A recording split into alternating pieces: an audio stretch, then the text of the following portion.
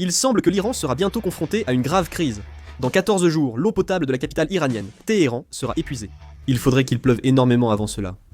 Mais si vous regardez les prévisions météorologiques, cela ne semble pas être le cas. Sans plaisanter, la situation en Iran est vraiment grave, alors aujourd'hui, nous allons aborder ce sujet sérieusement. Allons-y. Selon un reportage d'Al Jazeera, la principale source d'eau potable de Téhéran, la capitale de l'Iran, sera épuisée dans 2 semaines. L'Iran traverse une sécheresse historique qui perdure depuis le début de l'année. Et l'eau potable risque bientôt de manquer. Le barrage. Amir Kabir, l'un des 5 qui alimente Téhéran en eau potable, n'est plus qu'à 8% de sa capacité. Les 19 principaux barrages d'Iran ont aussi moins de 20% d'eau. La situation est très grave. En octobre, selon un reportage d'Al Jazeera, un fonctionnaire local de Téhéran a estimé que les précipitations à Téhéran étaient à un niveau qui ne se produit qu'une fois tous les 100 ans, et il a désigné la sécheresse extrême comme la cause de la pénurie d'eau potable actuelle. L'approvisionnement en eau a été interrompu à plusieurs reprises ces derniers jours dans plusieurs quartiers de Téhéran. Faute d'eau, ils n'ont pas pu utiliser l'eau industrielle, empêchant les générateurs de fonctionner et causant des coupures de courant. Le président de la compagnie des eaux de Téhéran, Behzad Parsa, a expliqué que rien qu'à Téhéran, où vivent plus de 10 millions d'habitants, la consommation quotidienne d'eau atteint 3 millions de mètres cubes. Le problème, c'est que, parmi les 5 barrages qui alimentent Téhéran en eau potable, comme je l'ai mentionné tout à l'heure, le barrage d'Amir Kabir n'a plus qu'environ 14 millions de mètres cubes d'eau, et il paraît que la situation est similaire pour les 4 autres barrages. L'an dernier, le barrage d'Amir Kabir comptait 86 millions de mètres cubes, dont près de 70 millions ont disparu. La pénurie d'eau en Iran n'est pas nouvelle. Le pays connaît ce problème depuis longtemps. En juillet et août, des jours fériés temporaires ont été instaurés et 20 000 toilettes publiques fermées à Téhéran pour économiser l'eau. Des coupures d'eau alternées ont été instaurées selon les régions. Mais malgré ces efforts, les réserves sont épuisées. Cette année, l'Iran aurait fortement consommé de l'eau. Apparemment, cet été, il a fait extrêmement chaud dans la région de Téhéran. Dans la plupart des quartiers de Téhéran, la température a dépassé les 40 degrés. Et dans certaines régions d'Iran, elle a même dépassé les 50 degrés, ce qui a entraîné une forte augmentation de la consommation d'eau. Cette canicule a non seulement réchauffé l'atmosphère, mais aussi bouleversé les habitudes de consommation d'eau. Comme il faisait trop chaud, les habitants devaient se doucher plusieurs fois par jour. Et l'utilisation d'appareils de refroidissement comme les climatiseurs, les purificateurs d'eau et les climatiseurs à brumisation a fortement augmenté. De plus, comme de grandes quantités d'eau étaient utilisées pour le nettoyage des rues et le lavage des véhicules, l'effet des campagnes d'économie d'eau a pratiquement disparu. Le gouvernement a accentué la coupure d'eau par rotation, mais cela a augmenté l'inquiétude et poussé les citoyens à stocker de l'eau, aggravant la pression sur l'approvisionnement. Dans certaines régions, la coupure d'eau a entraîné l'arrêt du fonctionnement des hôpitaux ou la fermeture anticipée des écoles.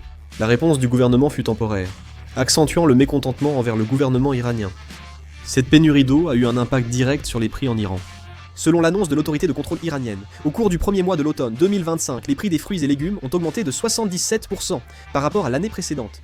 On signale que le prix des fruits a récemment augmenté de 10%. Comme l'eau destinée à l'agriculture est beaucoup utilisée, mais qu'on empêche désormais son utilisation, cela fait que les fruits deviennent presque tous chers. Avec la flambée des prix d'autres denrées alimentaires, on prévoit également que, suite à la pénurie d'eau, une pénurie alimentaire due à l'explosion des prix pourrait survenir. Par conséquent, il paraît que le mécontentement des gens ne cesse de grandir. La hausse des prix n'est pas simplement une réaction temporaire du marché, mais révèle une crise structurelle de l'ensemble de l'économie iranienne. En raison du manque d'eau, la production agricole diminue, et de plus en plus d'agriculteurs ne peuvent pas semer leur culture, ou sont contraints d'abandonner en cours de route. En particulier, des cultures majeures de l'Iran, comme le blé, la pastèque, la pomme de terre et la tomate ont été gravement touchées. L'Iran a utilisé d'énormes quantités d'eau pour maintenir son autosuffisance alimentaire. Mais aujourd'hui, ce système s'effondre complètement. En conséquence, la dépendance à l'égard des aliments importés a fortement augmenté et, avec la pénurie de dollars qui bloque les importations, la hausse des prix s'accélère encore davantage. Les médias rapportent qu'en 3 mois, le prix des œufs et du lait a presque doublé. Et dans certaines régions, il faut faire la queue dès l'aube pour du pain. Les citoyens expriment leur colère en disant qu'il n'y a ni eau ni nourriture. La crise de l'eau en Iran ne peut pas être attribuée uniquement au climat. En réalité, c'est bien plus proche de l'incompétence. L'Iran est l'un des pays au monde qui dépend le plus de l'eau pour l'agriculture. Environ 90% de l'eau est utilisée en agriculture, principalement issue des nappes phréatiques. Lorsque les précipitations ont diminué et que les rivières ont commencé à s'assécher, le gouvernement et les agriculteurs ont commencé à utiliser sans discernement les eaux souterraines, affirmant qu'il y avait encore de l'eau sous terre. Dans les années 1970, on comptait 50 000 puits de forage contre plus de 650 000 aujourd'hui, dont la majorité sont illégaux. Ainsi, Les nappes phréatiques souterraines se sont épuisées sans pouvoir se reconstituer. L'eau souterraine qui s'échappe laisse un vide, causant l'affaissement du sol, appelé subsidence du terrain. En Iran, certains sols s'affaissent de 30 cm par an, soit 3 mètres en 10 ans si la tendance continue. Les bâtiments deviennent instables, les routes se fissurent et les terres agricoles s'assèchent. Dans la région de Barand, au centre de l'Iran, certains bâtiments se sont inclinés et des routes sont devenues ondulées. Les agriculteurs creusent sans cesse des puits plus profonds, mais ils s'assèchent en quelques années. Alors ils creusent un autre puits et utilisent à nouveau l'eau souterraine. Les scientifiques ont déjà lancé des avertissements.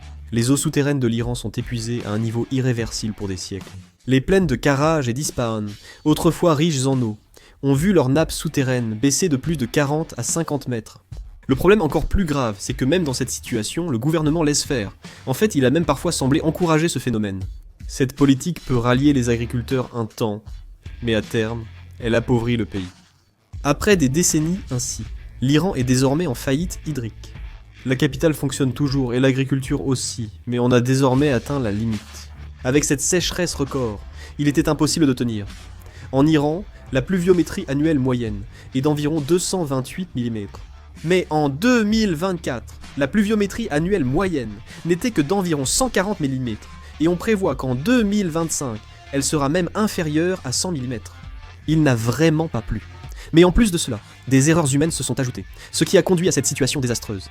Si l'avertissement selon lequel la principale source d'eau potable de Téhéran sera épuisée dans 2 semaines devient réalité, nous assisterons au début d'une catastrophe en chaîne qui dépasse une simple pénurie d'eau. Voyons d'abord ce qui va se passer. Si le taux des réservoirs principaux, comme Abir Kabir, reste à 8% sans nouvelle pluie, l'approvisionnement en eau potable de la région métropolitaine et des villes voisines sera progressivement paralysé. Le système qui supportait une consommation quotidienne d'environ 3 millions de mètres cubes sera soudainement mis sous pression en raison de la perte de la source d'approvisionnement, obligeant les autorités à prendre des mesures immédiates de rationnement extrême et de coupure d'eau, ce qui menace directement le fonctionnement normal des hôpitaux, des écoles et des sites industriels. Les établissements médicaux seront affectés en chirurgie, hygiène et contrôle des infections. Le manque d'eau potable aggravera l'hygiène. Cela est particulièrement fatal pour les enfants, les personnes âgées et les patients atteints de maladies chroniques. Si les installations sanitaires et le traitement des eaux usées deviennent défaillants, l'hygiène urbaine se détériorera rapidement, ce qui entraînera probablement une augmentation du taux d'hospitalisation et un effondrement du système de santé. Le problème stratégique est également grave. Si l'eau de refroidissement pour les centrales électriques et l'eau industrielle viennent à manquer, les coupures de courant deviendront plus fréquentes, et ces coupures rendront les systèmes d'approvisionnement en eau, d'assainissement, de santé et de communication encore plus vulnérables. Il y a déjà eu des rapports faisant état de coupures de courant dans certaines régions en raison de l'impossibilité de faire fonctionner les générateurs, et on commence à voir ces phénomènes apparaître peu à peu. Les répercussions politiques sur la société sont encore plus décisives. L'eau est essentielle à la survie. Sans en boire 3 jours, on meurt. En cas de pénurie d'eau, les citoyens risquent de se révolter dans la rue. La pénurie alimentaire a déjà provoqué des manifestations. Une grave coupure d'eau pourrait rapidement accroître le nombre et l'intensité des protestations. Ce processus risque aussi d'accentuer la lutte interne pour la responsabilité politique. Il semble que la stabilité actuelle du régime iranien dépendra de la manière dont le gouvernement iranien réagira. Si le gouvernement met en place rapidement une réponse d'urgence transparente et fiable pour minimiser les dommages subis par la population, une explosion immédiate pourra être évitée. Mais dans un contexte de fort mécontentement lié à la corruption, aux privilèges, aux mauvaises politiques et à l'injustice dans la répartition de l'eau, la réaction du gouvernement pourrait empirer la situation.